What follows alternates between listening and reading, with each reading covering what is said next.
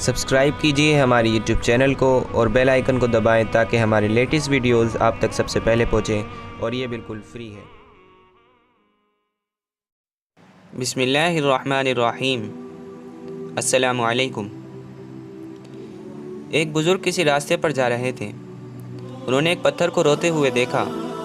انہوں نے پتھر سے پوچھا، تم کیوں رو رہے ہو؟ وہ کہنے لگا، میں نے کسی قاری صاحب کو پڑھتے ہوئے سنا ہے، وقودها الناس والحجارہ، کہ انسان اور پتھر جہنم کا ایندھن بنیں گے۔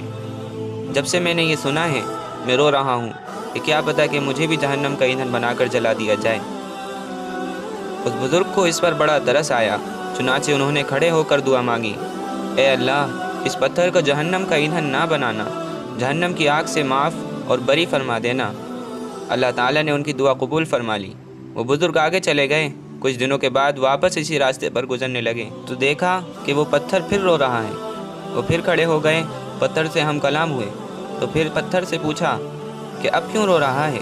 تو پتھر نے جواب دیا، ذالک بکاء الخوف، اے اللہ کے بندے، جب آپ پہلے آئے تھے تو اس وقت کا رونا تو خوف کا رونا تھا، وہذا بکاء الشکر والسرور، اور اب میں شکر اور سرور کی وجہ سے رو رہا ہوں کہ میرے پروردگار نے مجھے جہنم کی آگ سے معافی عطا فرما دی ہے۔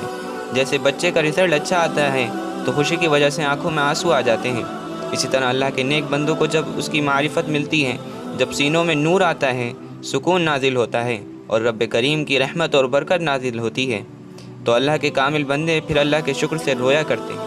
اللہ تعالیٰ سے دعا ہے کہ وہ ہم سب کو بھی اللہ کی یاد میں رونے والا بنا دے، اس کی معرفت حاصل کرنے والا بنا دے۔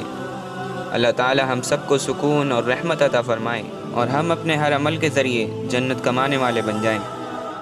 دوستو، امید ہے کہ آپ کو ویڈیو پسند آئی ہوگی۔ اگر آپ کو ویڈیو پسند آئی تو اس کو لائک اور شیئر کریں، اور میرے چینل کو ضرور سبسکرائب کریں۔ السلام علیکم۔